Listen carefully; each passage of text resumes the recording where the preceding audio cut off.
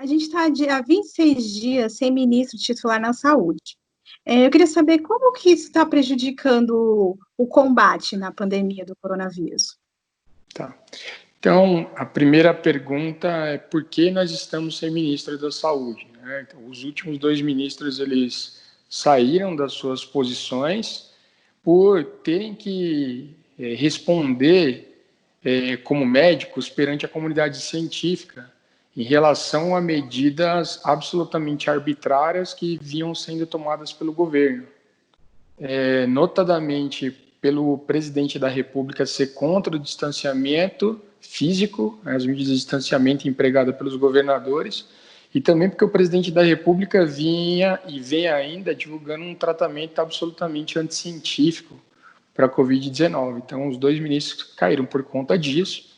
E nós temos um ministro, né? O ministério não está acéfalo. O ministro interino é um general e o Ministério da Saúde está sob intervenção militar, notadamente porque se obedece a uma hierarquia que tem a ver com o poder constituído e não com as evidências científicas. Então, desde que estamos sob a gestão do ministro interino, que o Ministério da Saúde está sob intervenção militar, já houve uma mudança no protocolo de tratamento da Covid-19, admitindo o tratamento com cloroquina, que é um medicamento que serve para malária, né? Se criou uma grande fake news sobre o papel da cloroquina na Covid-19. A gente teve um problema sério em relação à mudança no perfil de dados divulgados, inclusive com o site, com os dados oficiais do coronavírus saindo do ar e voltando a partir de uma intervenção do Supremo Tribunal Federal. Então, tanto em relação aos números que estão sendo produzidos não serem confiáveis, ter diminuído a transparência e ter uma política que não tem lastro científico. Acho que esses são os principais malefícios. E pela área da saúde, está sob intervenção direta do presidente, né, como outras áreas também. Então, isso preocupa a saúde com certeza, mas preocupa a democracia brasileira como um todo. Então, você falou que a gente tem um militar. Então, na sua opinião, você acha que ele não tem um perfil ideal para estar à frente do ministério, principalmente nesse momento que a gente está vivendo, né? Dos casos e mortes por coronavírus crescendo no Brasil. Assim, eu acho que a resposta é muito clara, né? Não tem, né? Eu sou médico, né? Se você me der um tanque de guerra para pilotar, eu não vou saber nem como ligar, se eu não tenho condição de liderar uma tropa, né? E, na minha opinião, um general que não tem nenhuma formação específica em saúde e nenhum histórico de ter sido gestor de saúde não tem a menor condição de estar à frente do Ministério da Saúde do Brasil, notadamente num período tão crítico, que a gente precisa procurar os melhores caminhos, as melhores respostas. Mas, basicamente, quem tem tomado as decisões é o próprio presidente da República, e são decisões baseadas em fake news, baseadas em mentiras, de uma maneira absolutamente anticientífica, que está consternando não só a nossa comunidade científica, mas o mundo inteiro. A resposta do Brasil ao coronavírus está chocando o mundo, porque eles estão observando que a pandemia está descontrolada aqui, e estando descontrolada em alguma região, o vírus pode voltar a circular no mundo como um todo, né? Então, isso preocupa o mundo inteiro. E, na sua opinião, qual seria o perfil de ministro ideal assim, para o país no momento? Tá. Na minha opinião, a gente precisa ter um governo que consiga dialogar com os diversos setores da sociedade e procurar uma saída comum para a crise, no geral.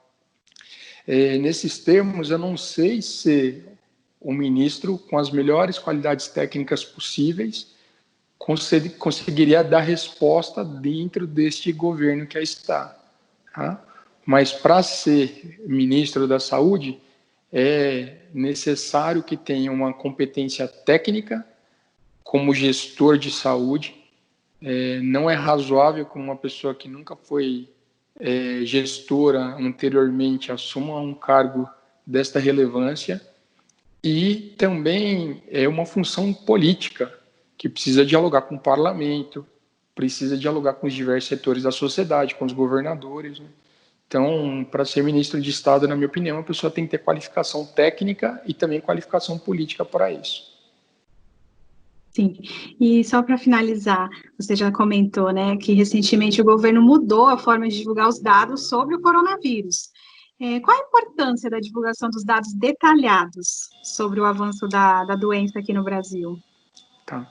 Então, frente ao governo não divulgar os dados com uma devida transparência, é uma resposta da Justiça, que é uma obrigação de cumprir, mas há pesquisadores independentes que têm juntado os dados dos boletins dos municípios e das secretarias estaduais para apresentar à comunidade como um todo.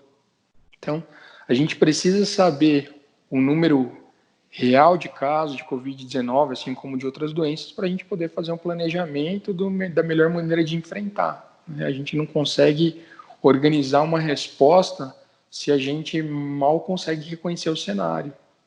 Então, existe, infelizmente, a manipulação política por parte do governo federal, notadamente pela figura do presidente da República e o seu ciclo mais próximo, e, infelizmente, o Brasil tem tido a pior resposta do mundo à pandemia. Não é à toa que a gente está chegando nos 800 mil casos confirmados, sendo que é uma sabida subnotificação que a gente tem no mínimo 7 vezes mais casos no total. Então, é possível que o Brasil hoje já seja o país no mundo com o maior número de casos de Covid-19. Isso é muito sério, né? E o nosso presidente da República, ele minimiza, ele fala que trata-se de uma gripezinha, que as pessoas devem circular nas ruas, que elas devem continuar com as suas atividades normalmente, de alguma maneira estimulando as pessoas a fazerem contatos, né, e disseminando a doença. O governo também não foi eficiente em distribuir os recursos destinados pelo parlamento para auxiliar as pessoas que estão passando por privação, notadamente os autônomos. Então, as pessoas que vivem nas comunidades pobres, não têm meio de subsistência, sequer o auxílio já destinado pelo parlamento chega para ela, não tem condição de sobreviver. Ela vai sendo obrigada a circular com um presidente que faz uma batalha ideológica para convencer as pessoas de que se é alguma coisa irrelevante, as pessoas também vão circulando e as mortes vão se acumulando. Estamos chegando a 40 mil mortes confirmadas no Brasil, fora as tantas não confirmadas, né? Isso é muito sério, são 40 mil famílias que perderam seus entes queridos e mal puderam fazer o funeral e se despedir delas. E frente a uma completa irresponsabilidade por parte de quem deveria cuidar do conjunto da população. É isso. Obrigada, viu, doutor Gerson, pela sua atenção, pela entrevista. De nada.